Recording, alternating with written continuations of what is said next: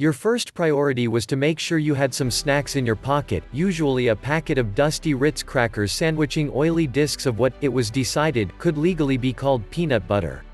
Your second priority was to fill a sack with everything else you'd brought that smelled like anything: toothpaste, dish soap, pepper shaker, tie it to a rope, and throw it over a high branch, pulling the rope until the bag was way up in the tree, then securing it with a bowline knot. This would keep bears, who can smell bread and perfumed toiletries from all over, out of your backpack in your tent. Your third priority was to find the nearest body of water. Not out of some survival instinct or Boy Scout rule, but because camping to you was worthless if you didn't get to spend most of your time by a lake or stream or river. Even a scummy little pond choked with buggy-whip grass was enough to make you happy. Watching frogs pull themselves up onto greasy lily pads, breaking open the corn dog-looking cattails and spilling the silky white fluff of seeds out onto the wind. You would spend an entire afternoon marching through mud and over logs, staring at all of the life that collects and collides around bodies of water, studying the wildflowers, gypsophilia, thistle, ragwort, and your favorite, Daucus carota, Queen Anne's lace. You would crouch down and inspect puddles and ditches and root clusters, and then, your heart would stop. Because there was a snake.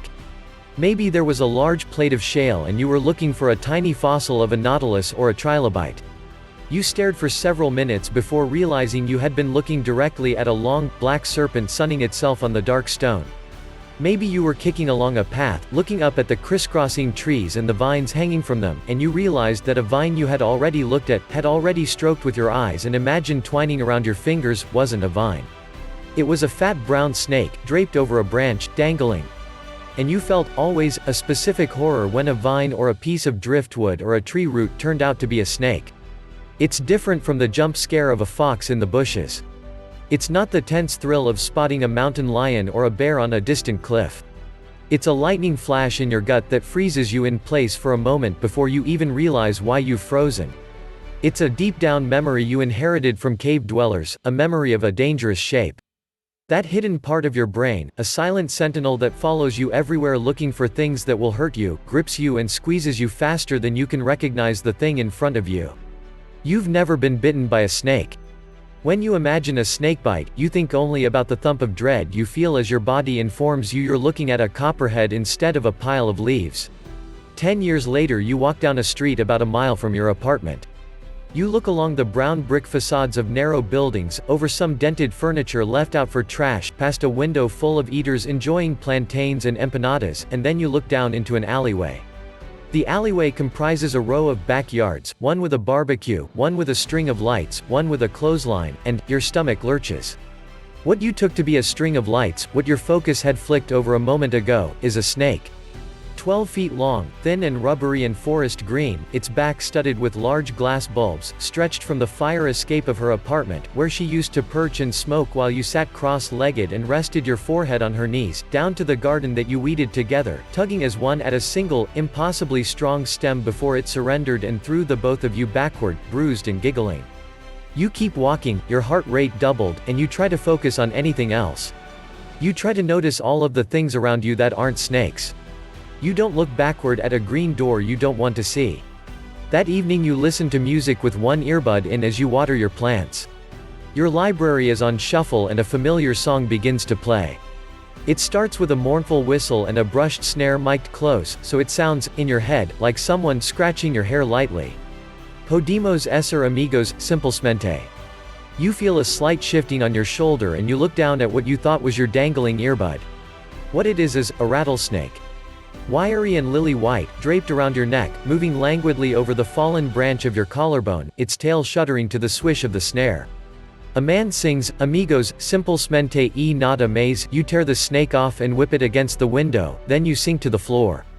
You don't try not to cry. There are more snakes in New York. Snakes that didn't used to be there. You take a wrong turn in your neighborhood and spot a sand-colored constrictor where a bench used to be, splayed out and sunbathing near the curb.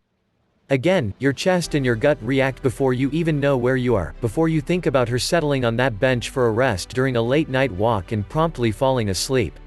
You picked some Queen Anne's lace from the brush under the bench and slid it behind her ear before you carried her home. Now all of the brush under every bench in Brooklyn quivers with sinister, linen-colored snakes. A friend invites you to Bay Ridge for a party. You look at a map of the city, and in Bay Ridge there is an old-fashioned sea serpent dipping and emerging in loops near where you might have had a picnic once and climbed a tree with a girl who felt lucky to be anywhere with you. Here be dragons, it reads, in calligraphic letters. At home you realize your room is full of snakes that you can't run away from. You try. You leave for a month, but when you come back they're still there, even though your plants have died. You throw some of the snakes away, you give some of them away, but there are too many. You lie still in your bed, eyes shut tight as they creep over you, coiling around your bedposts, piling onto each other in the windowsill where she sat in your pajamas watching the snow fall.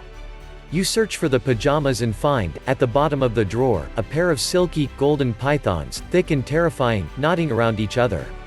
You throw them into a garbage bag and tie it off.